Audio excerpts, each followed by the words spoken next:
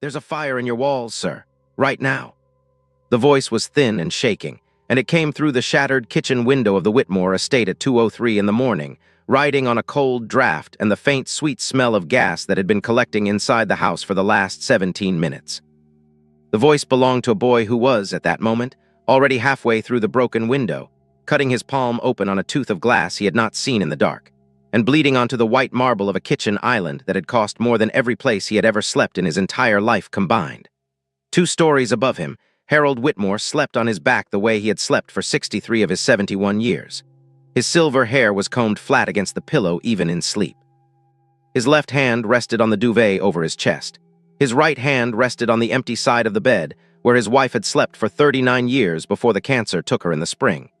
He was dreaming about a horse he had owned in 1974, a chestnut mare named Constance who had thrown him twice and forgiven him both times. He was smiling slightly in the dream. He did not yet know that the gas line that ran behind the wall at the head of his bed had been rerouted, very carefully and over the course of 3 weekend afternoons, by a man who had grown up in this house and knew exactly which walls were hollow and which were not. The boy on the kitchen floor was named Malik. He was 8 years old. He weighed 41 pounds. A stranger looking at his face in good light would have guessed 6, because the kind of hunger Malik had lived inside for the last 14 months tends to keep a child small in a particular and recognizable way. He wore a thin red hoodie with no shirt underneath. He wore jeans that had been a man's jeans once and had been cut down with a kitchen knife and cinched at his waist with a length of orange baling twine. His sneakers had no laces. His left cheek was streaked with dried mud from sleeping, an hour earlier, against the root of a sycamore tree in the small wooded ravine that ran along the back of the Whitmore estate. He had climbed the 8-foot iron fence at the rear of the property at 1:56. He had run across a lawn mowed in perfect diagonal stripes. He had stood on the slate step at the kitchen door, and he had found the kitchen door locked. And he had stood there for 1/2 second thinking about a grandmother who had died in 2019 when a gas line behind her stove had cracked, and who had asked a 4-year-old boy named Malik what that sweet smell was, and the 4-year-old had not known, and the grandmother had not believed her own nose, and she had died. He had stopped thinking about that, and he had picked up the heavy ceramic planter beside the step, and he had thrown it through the kitchen window. Now he was inside. He pressed the cut on his palm against the front of his hoodie without looking at it, because looking at blood tended to make him slower, and slow was the one thing he could not be tonight. He moved through the kitchen on the balls of his feet. He did not call out. Calling out was something a boy could do in a house where he had been invited. He had not been invited. The smell of gas was thicker in the hallway than it had been by the window. He could feel it in the back of his throat, soft and sweet, the way a cough drop is sweet. His grandmother's house had smelled exactly like this in the hour before it went up. He found the stairs. He went up them 2 at a time. He did not know which bedroom was the right bedroom. He guessed correctly that it would be the one at the far end of the upstairs hall, because rich men, in his experience, slept as far from their front doors as their houses would let them. He pushed the door open with his bloody palm. The man on the bed did not stir. Malik crossed the carpet. He did not have words ready. He had run all the way up the slope and over the fence and across the lawn and up the stairs without putting a single sentence together in his head, because sentences cost time, and time was what the man on the bed did not have. He reached the bed. He put his small, bloody hand on the silver-haired man's shoulder, and he shook him hard, the way his grandmother had shaken him awake on school mornings before the fire. The man's eyes opened. For one long second, the 2 of them looked at each other in the dim blue of a bedside clock that read 2:04 a.m., a silver-haired millionaire in monogrammed pajamas, on his back, half inside a dream about a horse. A muddy-cheeked boy in a red hoodie, bleeding from his right palm with his left hand still gripping the man's shoulder. "There's a fire in your walls, sir," Malik said again, quieter this time because he was close enough now that he did not need to shout. "Right now.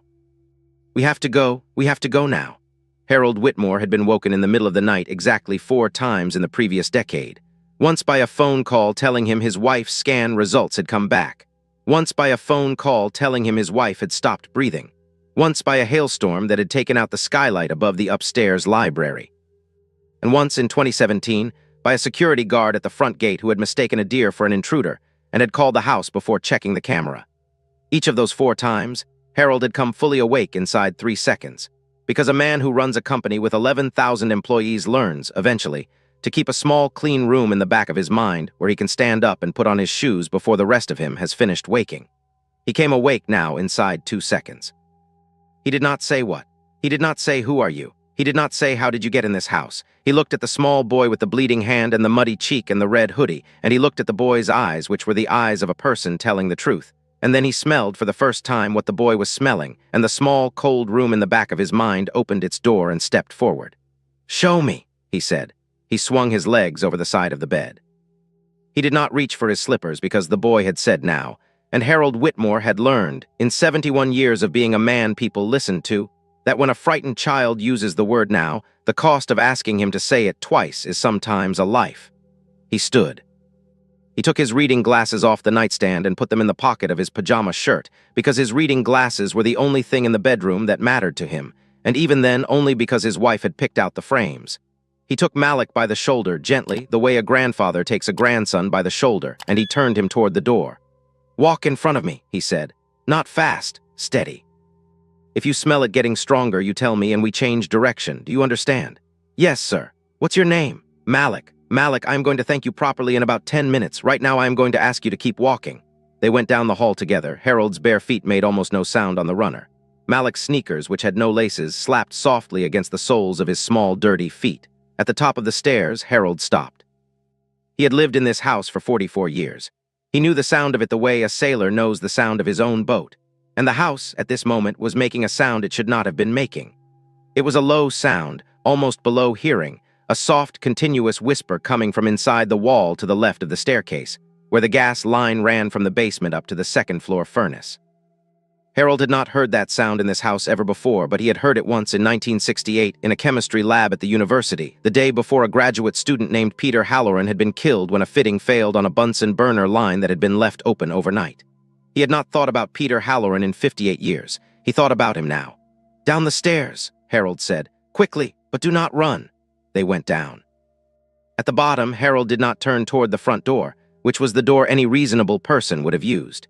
He turned, instead, toward the side door off the breakfast room, because the side door was the farthest door in the house from the gas main, and because 44 years of living somewhere teaches a man which exit is the right exit on the worst night of his life. They crossed the breakfast room. Harold flipped no light switches. He had read somewhere, a long time ago, that the small spark inside a wall switch was enough to light a room full of gas, and although he was not certain that was still true with modern wiring, he was not in a mood to test it. The side door opened onto a slate patio. The patio opened onto the long, curving driveway that ran down to the white gate at the bottom of the hill. The night air, when it hit Harold's face, was so cold and so clean and so free of that sweet, sickening smell that he understood, for the first time, just how thick the air inside his own house had become. He took one full breath. Then he took Malik by the wrist, gently, and he led him out onto the driveway 50 feet, then 100, then 150, until they were standing on the grass at the curve of the drive with the house behind them and the gate ahead. He turned around to look at the house. That was when he saw the second person in the driveway. The second person was standing about 30 feet away, between Harold and the front door of the house, wearing a pair of navy silk pajamas and a pair of leather slippers that Harold himself had given him for Christmas 3 years ago. His hair was uncombed. His arms were folded across his chest in a posture of waiting. He was 43 years old. His name was Spencer Whitmore. He was Harold's only son. He had not, Harold noticed in the long, slow second before anyone spoke, run out of the house in alarm. He had walked out calmly some time ago, and he had been standing in the driveway waiting. Malik at the end of Harold's wrist went very still. Then Malik raised his small bleeding hand and he pointed straight at Spencer Whitmore, and he said in a voice that was no longer shaking, "That's the man, sir. That's the man who did it. I saw him. In the basement, 3 Saturdays in a row." Spencer Whitmore did not move for a long moment. He stood in his navy pajamas with his arms folded across his chest, and he looked at the small boy at the end of his father's wrist, and his face did the careful work of a face that has been preparing for this conversation, but had expected to have it without a witness. Then he smiled. It was a small, sad smile, the kind of smile a son gives a father at a funeral. "Dad," he said, "thank God you're out. I came as soon as I smelled it. I was in the guest house. I tried the house phone. It didn't connect. I was about to come in after you." He took one step forward on the gravel, and the gravel made a small, clean sound under his slipper. "Who is this child?" Harold did not answer. He was instead doing a piece of arithmetic in his head, the way he did arithmetic in board meetings when a number on a slide did not match a number he had memorized the night before. The guest house was 400 yards down the slope on the south side of the property. Spencer had moved into the guest house in March after the divorce. The guest house had its own gas line, a small one, fed off the same main that fed the main house. A man living in the guest house, if he had wanted to, could have walked up to the main house on any Saturday afternoon while his father was at the country club, and let himself into the basement with a key he had been given as a teenager, and worked, slowly and unhurriedly, on the run of black iron pipe that fed the second-floor furnace. A man living in the guest house would also, on a night when something was about to happen inside the main house, be the first person to notice the smell, because the wind on this hill at this time of year always blew from the north. Spencer had said I came as soon as I smelled it. Spencer's guest house was south of the main house. The wind tonight was, Harold could feel it now on the side of his face, blowing from the north. The smell of gas leaking inside Harold's bedroom could not, by any natural arrangement of air, have reached Spencer's guest house before it reached anyone else on the property. Harold filed the arithmetic away. He did not show it on his face. "Spencer," he said quietly, "stay where you are. Dad, stay where you are, please." Spencer's smile did not move, but something behind it moved, a small adjustment, the way a curtain moves when someone behind it shifts their weight. He glanced down at the boy. He glanced back up at his father. "Dad, this child is bleeding. He's clearly in shock. He's wandered onto the property from God knows where, and he's saying God knows what. Let's get him to a hospital. Let's call the fire department. Let's not stand on the lawn." He paused very carefully. "Whatever he thinks he saw, we can sort it out in the morning." Harold did not look at his son. He looked instead at Malik. He crouched slowly until his knees popped, and he brought his face down to the level of the boy's face. The grass under his bare feet was cold and wet. His pajama trousers were going to be ruined. He noticed neither of these things. "Malik, look at me, not at him, at me." Malik looked. His eyes were the size of small coins. "I want you to tell me exactly what you saw. I am not going to interrupt you. I am not going to ask you to prove it. Just tell me, slowly." The boy swallowed. The cut on his palm had opened again where he had pointed, and a thin line of blood was running down the inside of his wrist toward his elbow. He did not seem to notice it. "3 Saturdays ago," he said, "I was in the woods behind the wall. I sleep there sometimes. I saw a car coming through the small gate at the back, the one where the gardener parks his truck. It was his car." He did not point this time, he just said his. "He had a bag, a canvas bag." He went in through the basement door, the one under the kitchen window. He stayed inside for about 2 hours. I know because my watch said 4:18 when he went in and it said 6:12 when he came out. He came out with the bag, and the bag was lighter because I watched how he carried it. He locked the door behind him and he drove back out through the gardener's gate. He took a breath. He came back the next Saturday, and the Saturday after that. The third time 2 weeks ago, the basement window was open a little bit, the small one by the rose bush. I went down there after he left. I was hungry and I thought maybe in a basement there is sometimes food. There wasn't food. There were pipes, the black pipes that go up the wall. One of them had been cut and a new piece had been put in, but it wasn't tight. It was loose, sir. I could hear the air whisper in it. I could smell the sweet smell just a little. I knew that smell because my grandmother. His voice caught. He swallowed it down. "I knew that smell." Harold was very still. "Why did you not come tell someone, Malik?" The boy looked at him. There was no resentment in the look. There was only the patient, ancient, weary expression of a child who has already learned by 8 how the world responds to children like him. "Sir," he said, "who would have believed me?" Behind them, somewhere inside the walls of the great dark house, the soft whisper of the loose fitting was now joined by a second sound, a low, almost musical hum, the sound a gas line makes when the pressure inside it has been climbing for a long time. Harold stood up. He took the boy's small, good hand in his own, firmly, the way a man takes the hand of someone he intends not to let go of, and he turned them both slowly to face his son in the driveway. Spencer Whitmore had not moved during the boy's account. He had kept his arms folded, his shoulders square, his head slightly tilted, in the patient, receptive posture of a man listening to a piece of bad news he had already heard and was now hearing again for the benefit of someone else in the room. It was a posture Harold knew well. He had taught it to his son himself, 25 years earlier, in a glass-walled conference room on the 34th floor of the Whitmore Tower, the day Spencer had joined the company as a junior associate. When a person is telling you something you do not want to hear, Harold had said, "Let them finish. The one who interrupts is the one who looks guilty." Spencer had remembered the lesson. He had remembered it too well. "Dad," Spencer said quietly when Malik had stopped speaking, "you cannot be serious." Harold did not answer. He was instead taking a slow inventory of the driveway in front of him. He was noting that his son was wearing slippers but no robe on a November night when the temperature on the hill was 38 degrees. He was noting that his son's hair, which had been described as uncombed, was in fact uncombed in a very specific way, flattened on the right side as though slept on, but standing up on the left side as though raked through by a nervous hand.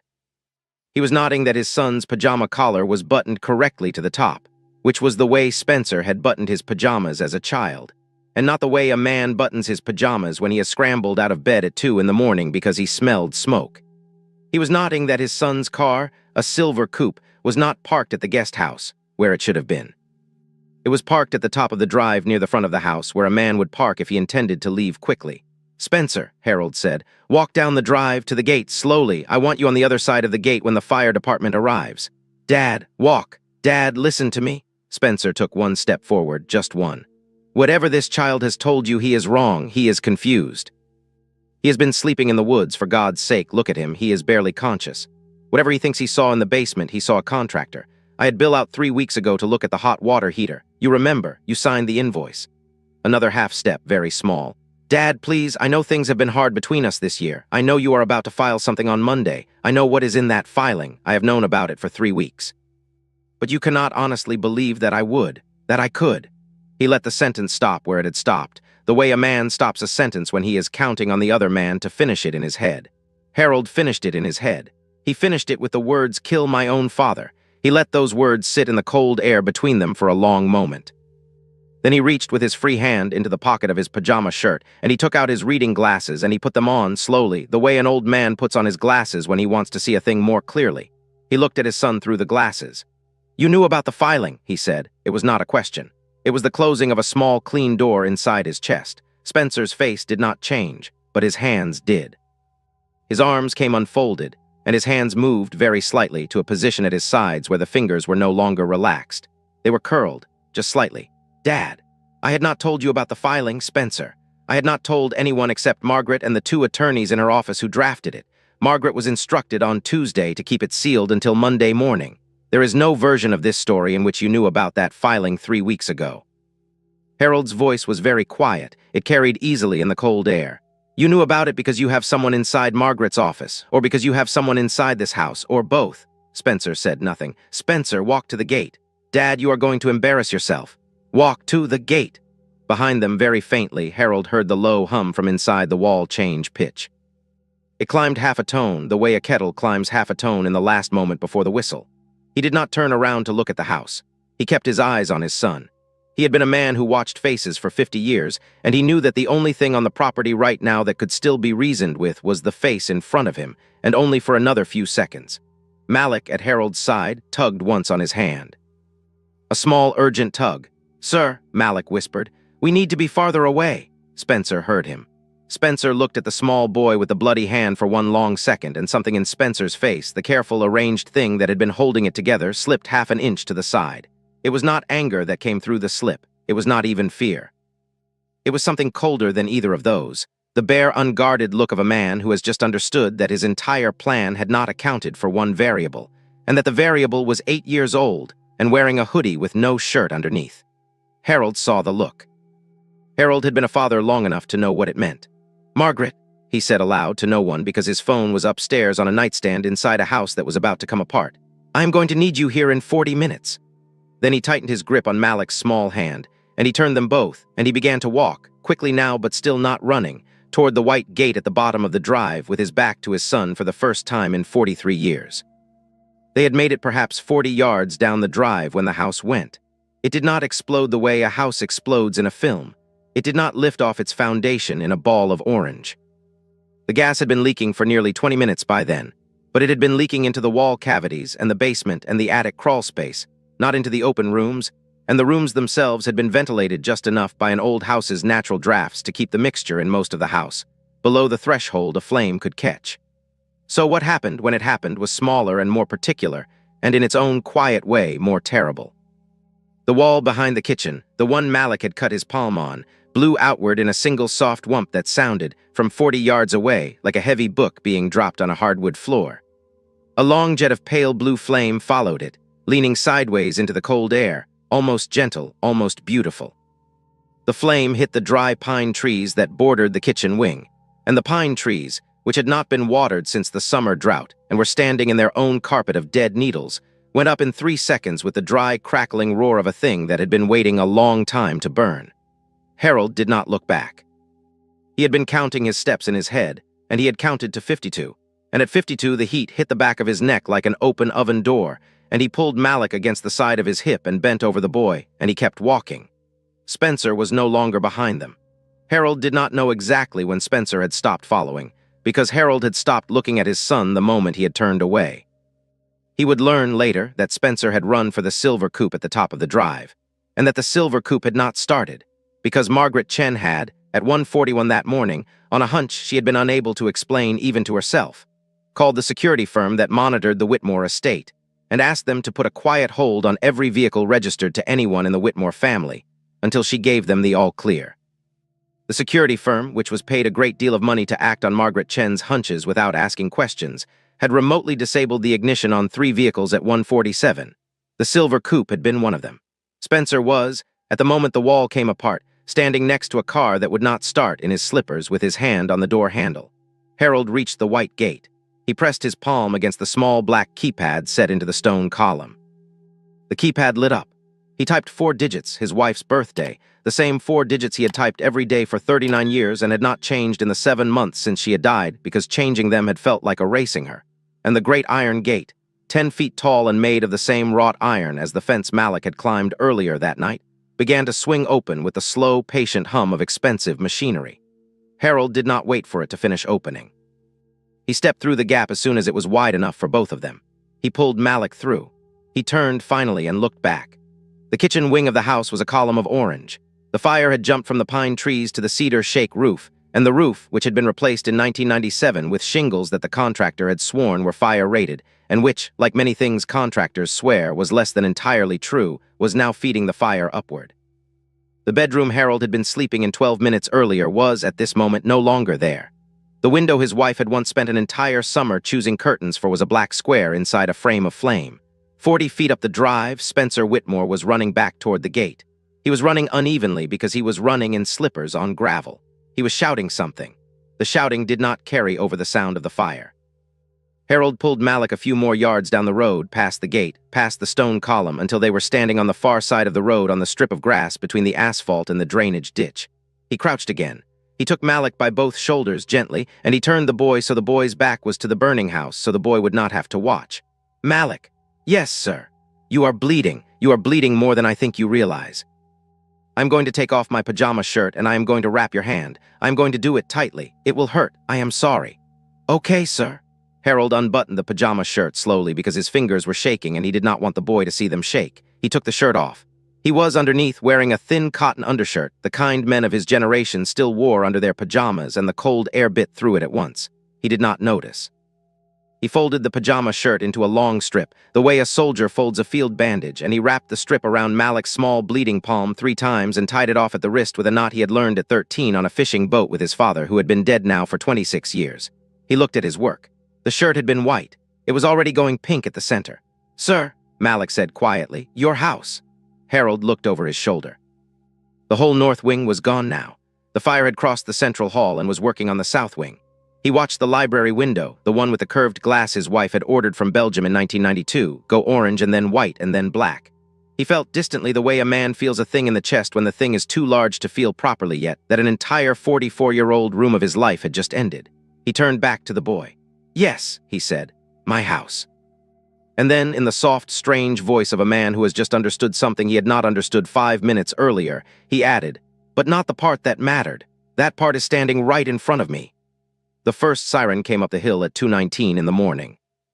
The fire engine came around the last bend in the road with its headlights cutting across the trees, and behind it, separated by perhaps 100 yards, came a second engine, and behind the second engine, 2 police cruisers. They had been called, Harold would learn later, not by him and not by Spencer and not by any neighbor on the hill, but by the alarm company that monitored the Whitmore estate, which had registered a sudden catastrophic temperature spike in the kitchen sensor at 2:06, and had, per its protocol, dispatched both fire and police automatically without waiting for a confirmatory phone call. The first engine stopped at the open gate. The captain, a heavy-set man in his 50s with a gray mustache, swung down from the cab and took in the scene in the way men in his profession learn to take in scenes, which is to say in pieces, very fast, without expression. He saw the house. He saw the trees. He saw an old man in a thin cotton undershirt standing on the grass on the far side of the road with a small, bleeding boy. He saw up the driveway behind the open gate a younger man in pajamas standing very still beside a silver coupe. He walked first to Harold. "Sir, are you the homeowner?" "Yes." Anyone else inside? No, you sure? I am sure. Staff, family, anyone. My son is up the drive. He was in the guest house. He is out. The captain looked up the drive at Spencer. He looked back at Harold. He looked at the boy. He looked at Harold's pajama shirt, which was wrapped around the boy's hand and was no longer pink but red. This child needs a paramedic. We have one in the second engine. I am going to call her down. I am also going to ask you to stay exactly where you are standing and not move from this spot until one of my officers takes a statement. Do you understand me? Yes. Sir, are you injured? No. Are you sure? Harold thought about the question. He thought about it for a longer moment than the captain had expected him to. Then he said, I am sure that I am not burned. I am not sure about the rest of it, but that is not your problem tonight. The captain looked at him for 1 second more. Then he nodded once and turned and started barking orders at the men coming off the second engine. A paramedic in a navy jacket reached them within the minute. She was a small woman with her hair in a tight braid, and she crouched in front of Malik the way Harold had crouched, which Harold noticed and approved of. She introduced herself as Renata. She asked Malik if she could look at his hand. Malik looked up at Harold first, the way a child looks up at the adult who is currently in charge of him, and Harold nodded, and Malik held out his wrapped hand. Renata unwrapped the pajama shirt slowly. She made a small sound in her throat when she saw the cut, the sound a professional makes when a thing is worse than they had hoped but not as bad as they had feared. The cut ran across the heel of the palm from the base of the thumb almost to the wrist. It was deep. It would need stitches. It was not, she said quietly to Harold over the top of Malik's head, going to take a tendon. Harold understood that she was telling him this so he would not have to ask. Malik, Renata said, I am going to clean this and put a real bandage on it right here, and then I am going to ask you to come with me to the truck so we can do a few more things. Is that all right with you? Yes, ma'am. And your friend here is going to come too, because I don't think he is going anywhere without you tonight. Is that right? Malik looked up at Harold a second time. Harold's eyes, behind the reading glasses he had still not taken off, did a small, surprising thing. They filled. He did not let the filling become anything more than a filling because he was a man of 71 years who had learned, in the 7 months since his wife had died, how to keep a face in its assigned position. But the filling was there, and Malik, who at 8 had become a careful reader of adult faces, saw it. Yes, ma'am, Malik said. He is going to come too. A police officer arrived at Harold's elbow a moment later. She was younger than the fire captain, perhaps 30, and she had her notebook already open.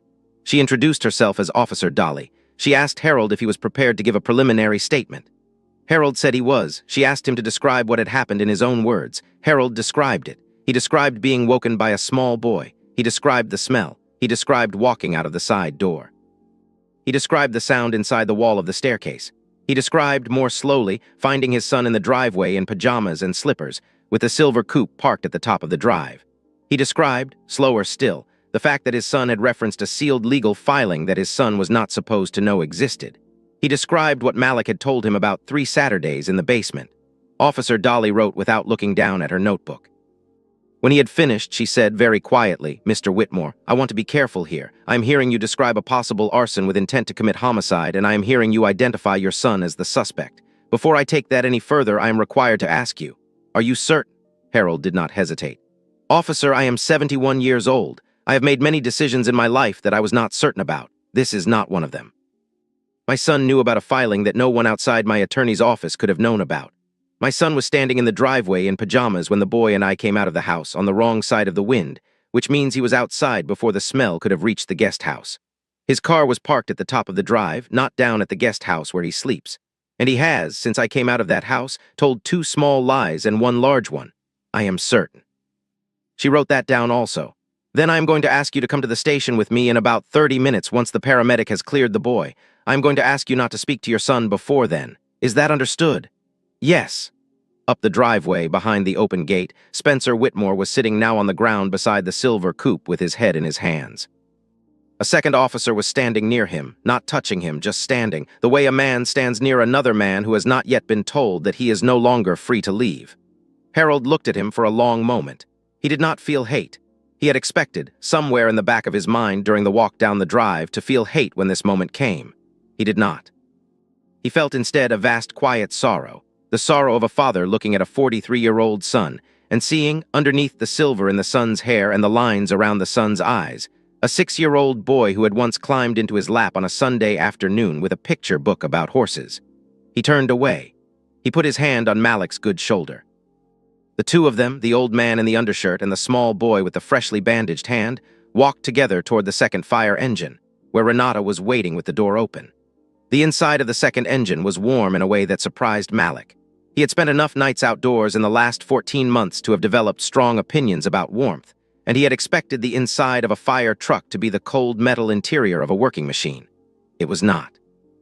There was a small heater built into the wall of the equipment bay, and Renata had turned it on the moment she had brought him aboard, and the air, when Malik climbed up onto the long bench seat, was the temperature of a living room in winter. He had not been inside a living room in winter in 14 months. Renata wrapped a silver foil blanket around his shoulders before she asked him a single question about his hand. She did it without comment, the way a person does a thing she has done 1,000 times, and Malik understood that she had done this for many small cold boys before him, and that the silver blanket was not a special kindness aimed at him in particular, but rather a piece of standard equipment used on every small cold person who came through that door.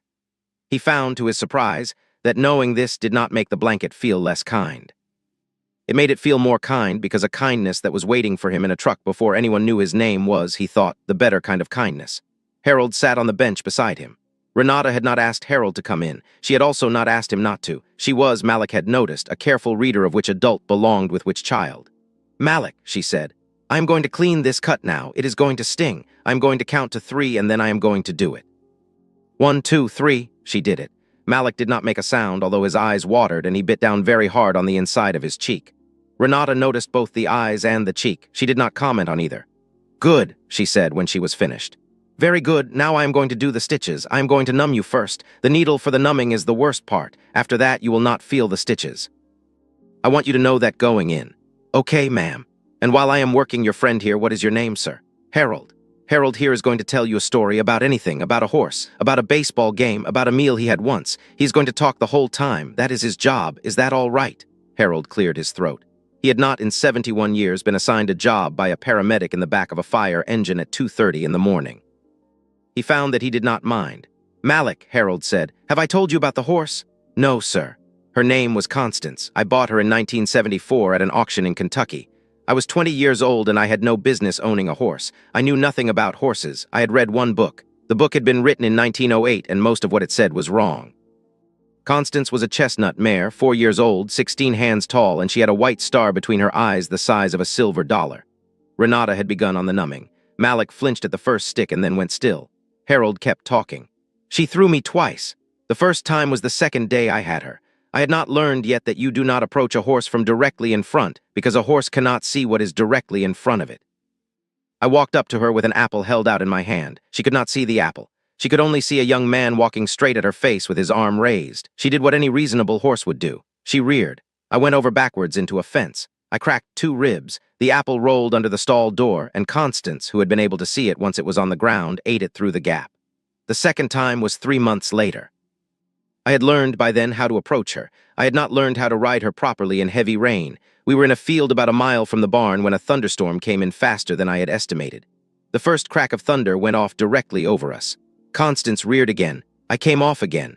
This time I broke my left wrist on a rock. Constance, having thrown me, did not run home. She stood in the rain with her head down over me for 45 minutes until my father came looking. My father said later that he had never seen a horse do that for a person who had not earned it, and that I had not earned it, and that the horse was a better judge of character than I was. Malik made a small sound that, in a boy who had not been allowed to laugh in a long time, was the start of a laugh. "I kept her for 19 years. She forgave me everything I ever did wrong. I do not believe, in the 71 years I have lived on this earth, that I have ever been forgiven for that many things by any other living creature, 2-legged or 4-legged. "What happened to her?" Malik asked. "She got old.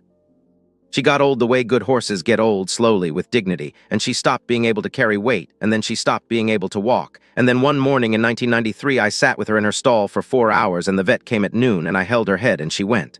"I'm sorry, sir." "Thank you, Malik. It was a long time ago, but thank you." Renata tied off the last stitch. 8, she said quietly. "All in, you did beautifully, both of you." She began to wrap a clean white bandage around Malik's hand. The bandage was thicker than the pajama shirt had been and softer, and it stayed white. She looked up at Harold. Her eyes did a small, careful thing. "Mr. Whitmore, the boy is medically stable. He has lost some blood, but not a dangerous amount. The cut would have closed on its own eventually, but he would have carried a scar that limited his hand. He will not now. The bigger issue is that he is significantly underweight. He is hypothermic on the borderline, and he is, by his own account in the truck just now, currently unhoused. Officer Dolly is going to need to know that. There will be a social worker involved before sunrise. I am telling you this so you are not surprised." Harold did not answer right away. He looked at Malik. Malik was looking at the floor of the truck. The silver blanket had slipped from one of his shoulders, and Harold reached over and pulled it back into place without thinking. "Renata," Harold said quietly, "who do I call to make sure that this boy is not tonight taken anywhere that he does not want to be taken?" Renata looked at him.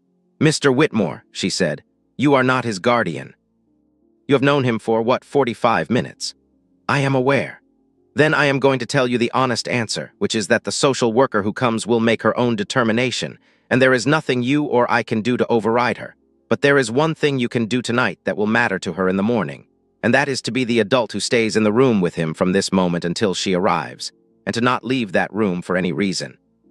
And to make it very clear to her when she gets there that you are not asking to take him home, you are asking to be the person who sits with him until his grandfather is found." Harold blinked. "His grandfather?" Renata nodded at Malik. "He told me while you were giving your statement to Dolly. He has a grandfather. The grandfather works nights at a warehouse on Industrial Avenue.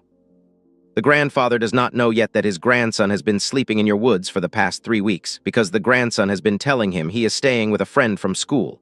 There is no friend from school. There has not been a friend from school since the apartment was lost in September." Harold was very quiet. "Find the grandfather," he said. "I have already given his name to Dolly. She is making the call now." Harold reached out slowly and he put his hand lightly on the back of Malik's small head. He did not say anything. He did not need to. Malik leaned just slightly into the hand, the way a tired animal leans into a thing that is warm. Margaret Chen arrived at 3:11 in the morning. She came up the hill in the back of a black car driven by a man Harold did not recognize, which meant the man was new and had been vetted by Margaret personally, because Margaret did not allow any driver near Harold who had not been background checked by a firm in Virginia she had used for 19 years. The car stopped at the gate, which was now closed again and ringed by yellow tape. A young officer at the tape lifted a hand to wave the car off. The young officer then saw who was in the back seat, and he lifted the tape instead. Margaret got out of the car. She was wearing a cream blouse and black trousers and a long charcoal coat, and her hair, which she had not had time to do, was pulled back with a plain black band. She walked past the smoldering remains of the north wing of the Whitmore estate without looking at it, because Margaret did not waste her attention on things that could no longer be helped. She walked toward the second fire engine, where she had been told on the phone that her client was sitting. She climbed into the back of the truck without asking permission. She took in the scene in 2 seconds. Harold in his undershirt with a silver blanket around his own shoulders now, because Renata had eventually insisted. Malik beside him in the larger silver blanket, with a clean white bandage on his hand and the beginnings of color in his cheeks. Renata in the far corner packing equipment.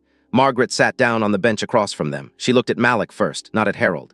"Hello," she said. "My name is Margaret. I am Mr. Whitmore's lawyer. What is your name?" "Malik, ma'am." "Malik, that is a very good name. May I shake your good hand?" "Yes, ma'am." She shook it. She did it gravely, with her full attention, the way she would have shaken the hand of a senior partner at a firm in London. Malik, who had never had his hand shaken by an adult before, sat up half an inch straighter on the bench. Then she looked at Harold. "Tell me," Harold told her. He told her in the short, clean sentences he had been telling things in for the last 50 years of working with Margaret Chen. The smell, the boy, the walk, the driveway, Spencer in pajamas on the wrong side of the wind, the reference to the filing, the car parked at the top of the drive, the 3 Saturdays in the basement. The rerouted line, the pine trees, the bedroom that was no longer there. Margaret listened without interrupting once. When he had finished, she said, "Where is Spencer?" "In the back of the second cruiser. They have not arrested him yet. They are waiting for the fire marshal to confirm the cause. The fire marshal will confirm the cause in about 40 minutes because the basement is going to tell him everything he needs to know. Spencer will be in custody by sunrise." "I know." "Harold, yes. I need you to listen to me very carefully now because the next 90 minutes are going to determine the next 90 years of this family, and I need your head clear." "My head is clear." "Good, then hear me. There's going to be a press call by 10 this morning.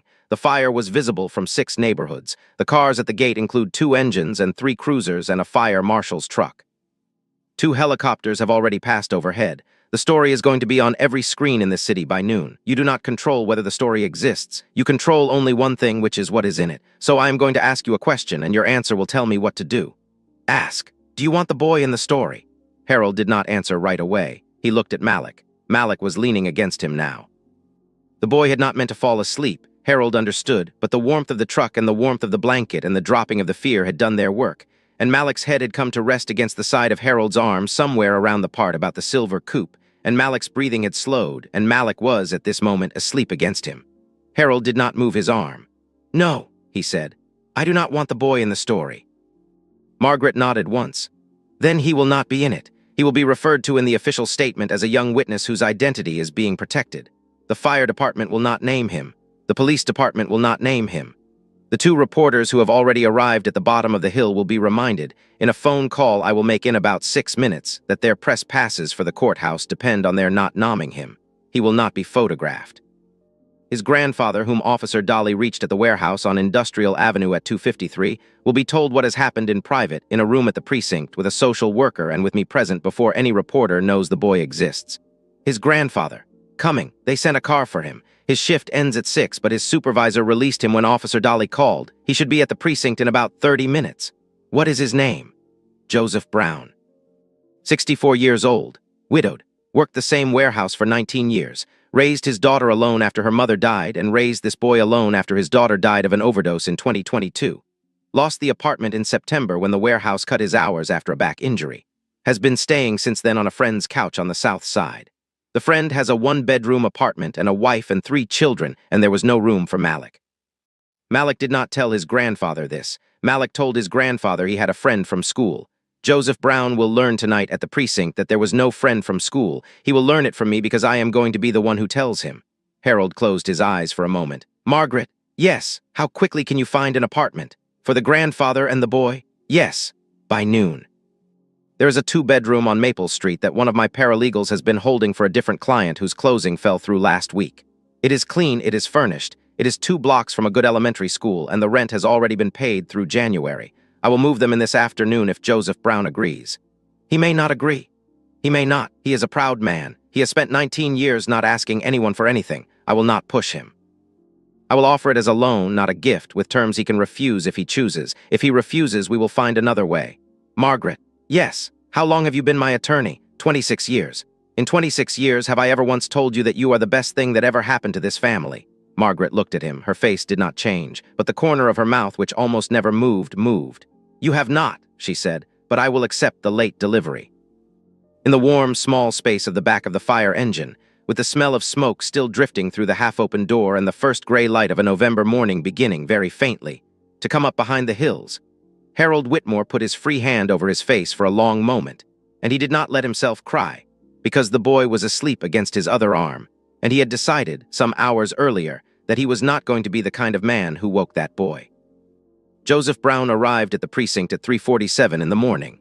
He was a tall, thin man, taller than Harold by half a head, with close-cropped gray hair and the kind of long, careful hands that had spent 19 years moving boxes off a conveyor belt without dropping any of them. He wore a heavy canvas work jacket and the same blue work pants he had pulled on at 9 the night before.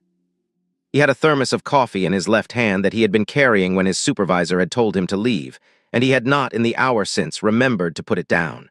The thermos had gone cold. Margaret met him in the lobby. She introduced herself. She asked him to come with her into a small private room down a side hallway. She did not say in the lobby anything about why he was there, because she had learned a long time ago that the lobby of a police station was a place where a grandfather should not be given news. In the small room, with the door closed and the blinds drawn and a paper cup of fresh coffee in front of him that he had not asked for, and that he also did not touch, Joseph Brown listened to Margaret Chen tell him what his grandson had done that night. He listened without moving. He did not interrupt. His eyes, which were a darker brown than Malik's eyes but had the same particular steadiness, did not leave Margaret's face. When she had finished, he sat for a long moment, and then he asked very quietly the only question that mattered to him. Where is he? He is in the family lounge at the end of this hallway. He is asleep on a couch. There is a paramedic checking on him every 15 minutes. There is also an older gentleman in the room with him. The owner of the house. He has refused to leave the boy's side since 2:30 this morning. He has said he will leave the moment you arrive and not before. Take me to him. Mr. Brown, take me to him, please. Margaret stood. She led him down the hall. She opened the door of the family lounge softly, the way a person opens a door behind which a child is sleeping. Joseph Brown stepped inside. The lounge was a small room with a couch and 2 chairs, and a table with a coffee pot that no one had touched. Malik was curled on the couch under a thin blue blanket the precinct kept in a cabinet for nights like this one. The silver foil blanket had been folded and placed on the back of the couch behind his head. the way a man folds and sets aside a piece of equipment he no longer needs. The clean white bandage on his hand was visible against the blue of the blanket. He was breathing slowly and evenly. He was, for the first time in 14 months, asleep indoors in a room with a door that locked and an adult in it who was paid to make sure no one came in who did not belong. Harold Whitmore was sitting in the chair across from the couch. He had been given a sweatshirt by someone at the precinct. The sweatshirt was gray and 2 sizes too large and had the word police printed across the chest in white block letters, and Harold, who had not worn a sweatshirt in approximately 40 years, was wearing it now without comment. The reading glasses were still in the breast pocket of the undershirt underneath. He had not been able to part with them. He stood up when Joseph Brown came in. The 2 men looked at each other across the small room for a long moment. They had not, before this moment, ever been in a room together. They were, in most measurable ways, men from 2 different planets. The clothes they wore did not cost the same amount of money. The schools they had attended did not exist in the same conversations. The neighborhoods they had grown up in were separated by 20 miles of city and by every law of zoning and lending the city had passed in the last 100 years. In this room, on this morning, none of it mattered. They were 2 old men, one white and one black, both widowed, both responsible for keeping a small boy alive, both of whom had failed at it in their own different ways for their own different reasons until 2 hours ago. A small boy had decided to save them instead. Harold spoke first. "Mr. Brown, sir, I am very sorry." Joseph Brown looked at him. The look went on for a long time. Then he said in a voice that was lower than Margaret had expected and was, in some way she could not have explained, harder to refuse than a louder voice would have been. "Sir, do not be sorry to me. My grandson is alive. Your house is gone. We are not this morning in equal positions of needing apology. Sit down before you fall down." Harold sat. Joseph Brown walked to the couch. He moved the way a tall man moves when he is trying not to make the floor shake. He crouched beside his grandson. He did not touch the boy. He looked at him for a long, careful moment, the way a man looks at a thing he had been afraid he might never see again. Then he reached out with one long finger and very gently brushed a piece of hair off the boy's forehead. Malik did not wake. Joseph Brown stayed there, crouched beside the couch, for what was probably a minute and felt longer. When he stood, his eyes were wet, but he did not let the wetness be more than wetness. He turned to Harold. "Sir," he said, "the woman, your lawyer, has offered me an apartment. She has offered it as a loan. She has been very careful about the word loan. I have been a man my whole life who pays his own way. I want you to understand that." "I understand. But I have also been a man my whole life who does what is right for that boy. And what is right for that boy is a bed indoors tonight, and a school 3 blocks away in the morning, and a roof over his grandfather's head so the grandfather can pick up a second shift again and not have to choose between a roof and the boy's shoes. So I am going to say yes to the apartment. As a loan. I will pay it back at a rate we can agree on. I do not need charity. I need a starting line. It is a loan. Then I accept it. Mr. Brown, sir, there is going to be a press call in about 6 hours. Your grandson is not going to be in it. His name is not going to be in it. His face is not going to be in it. My attorney has already made the necessary calls. I want you to hear that from me, not from her, so that you know the decision came from this room." Joseph Brown looked at him for a long beat. "Thank you," he said quietly. "That was the right decision. It was the only decision. No, sir, there were other decisions available to you. You chose the right one. That is not the same thing. I have spent 64 years watching men in your position choose the other decisions. I will remember that you did not." Harold did not answer. He could not answer. He looked at the floor of the family lounge for a moment, and the floor of the family lounge was a worn industrial tile that had been waxed too many times, and he found, looking at it, that he could keep his face in its assigned position for one more minute. Outside the small window of the lounge, the gray light of morning was coming up properly now over the hills, and the smell of smoke from a place 15 miles away was, faintly, still on the breeze. 3 weeks later, on a Tuesday afternoon in early December, Harold Whitmore parked a rented sedan at the curb of a small 2-bedroom apartment on Maple Street and sat for a long moment with his hands on the steering wheel before he got out. The house on the hill was gone. The insurance adjusters had finished their work.